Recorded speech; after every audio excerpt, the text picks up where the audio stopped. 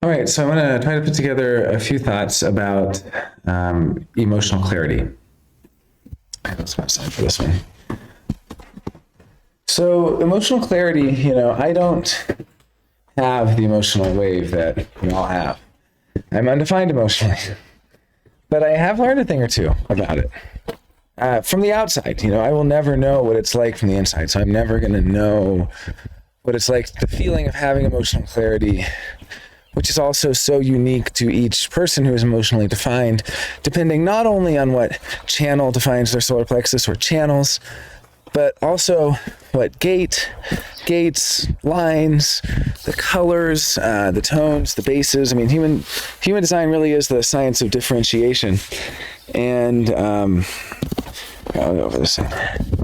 And so basically, having there's so much uniqueness, you can never really know exactly what it's going to feel like subjectively for that person, or exactly the mechanism. But we can talk about it in broad strokes, and then you can experiment with it and kind of go deeper and deeper into what that actual differentiation is. Because the thing is, we have a lot of homogenized things. So, what does it mean to say homogenized? Well, like tropes. I love that website, TV Tropes. That's all it is. It's going on TV Tropes. You can spend hours and hours looking at all the tropes of all the different, all the different stories there are out there. So, yeah, I think homogenization is just those stories playing out in a very generic way. I mean, honestly, that's all it really is. But as far as the differentiation of the emotional wave and of the emotional clarity, that's something that only you, the person who has that emotional definition, gets to learn how it works for them. Because it can be really interesting. Like, say there's a bunch of emotional channels. I mean, that can be all these cross contaminations of tribal and collective, and you end up marrying somebody you were supposed to have a weekend with, and it's like very tricky to kind of unwind these things. Yeah, if you only have one channel between two centers, there's always kind of a simple path of least resistance that just carries that energy from one center to the other. And there's a direction to the channels, so you can really see how it works. You can see where it starts and where it goes. You can see if it begins in the pressurized adrenal system of the root and moves into the solar plexus. Or you can see if it starts in the sacral, or you can see if it, although I guess in that case, the wave is what's generated by, I'm never sure about the defense circuit. I know that everything in the body graph tends toward the throat.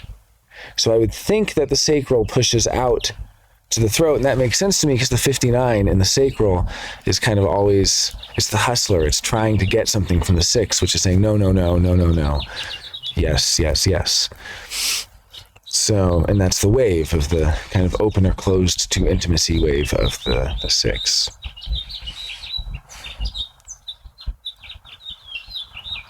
So I think even in that case, it's flowing through the solar plexus center, there's the fuel and there's the engine, and I guess, and then the defense circuit, at least on the side of the sacral to the solar plexus, is kind of double engine, which is interesting. Maybe that says something about why sex is such a focus for humanity, because it's the meeting of two engines, and they each get fuel from the root.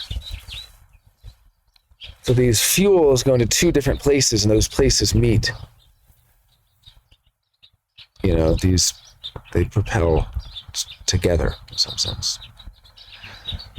But in any case, the emotional wave. So thinking about, from my perspective, emotional clarity is a dissipation of nervousness. And I feel it as the nervousness is no longer there. There's no longer the hesitation of the other shoe's going to drop. There's no longer the nervousness of, there's always a little bit. And particularly around any new form of intimacy, there's always going to be a nervousness, which is, part of any new solar plexus or any new experience. It's almost as if the experience is so full of so capable of making such a big wave that all the clarity is doing is trying to get to the point where the nervousness is as low as possible. The baseline is as low as possible. So when the wave comes, it goes up here and it can handle it. As opposed to the nervousness being up at maximum, then the wave comes and it crashes over at the edge and it's too much. It's like really the emotional clarity is a slowing down to give time to experience and digest and process how you feel about something and slowly come to clarity about how you really feel about that person or that thing. People take time to come into focus. Very EMG. That's a huge thing for the emotional clarity. That people take time to come into focus, that you have to kind of sit with and savor that feeling of coming into focus of that other person. And as you do, the emotional nervousness goes lower and lower and lower and lower. And then you get clarity about what it is with that person. And, I want to have more thoughts on it soon, but I think the main idea that I've been having lately is just around coming to clarity and then honoring that clarity, remaining faithful to that clarity and not second guessing it with spontaneous different emotional waves. Say you have clarity about something you want to do, but you don't have the opportunity, and you know that the opportunity when it comes up will be very quick, like a certain kind of house, your dream house, for instance. And some people in human design say, well, any new thing that comes up, you need to wait time. So the right house for you is going to be the house that you're not pressured. You can take all the time in the world to decide if you want it. But it can also be that you've already come to such a deep clarity from looking at hundreds of houses that you know exactly what you want, and you have your criteria so deeply dialed in. I mean, first of all, this is assuming you're a defined G center. If you're an undefined G center, what are you doing looking for houses? Get lost. But in any case, if you're a defined G center with a solar plexus, also defined, and you're like looking at houses, say you look at hundreds of houses, you really get to know exactly what you do and don't like, exactly what neighborhood you do and just architecture styles, all the little nuances and details. And then a place comes up and it's been on the market for 4 minutes, like this place was, where I live. And, I was on the market for 4 minutes. At the time I saw it and called and said, hey, let's go. I'm driving there now. Got there, made an offer at 28 minutes. It was the first offer, beat the other offers by a couple hours. So being able to make that offer in 28 minutes after the place lists is so important to getting your dream home. If you're really waiting to respond and you're ready to spring on it, this really is, how it works for me as a defined G with a defined sacral. That's just like you coil up the sacral energy and get ready to pounce, and then you pounce when the thing comes along. And the hardest thing for me was to not move into it was so hard. It's like the opportunity cost for generators is everything. Just as a side note, everything.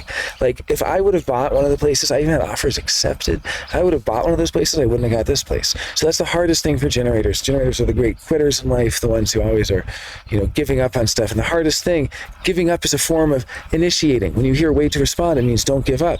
I mean, if you entered into it correctly, yeah, definitely give up if you don't like it. So, all right.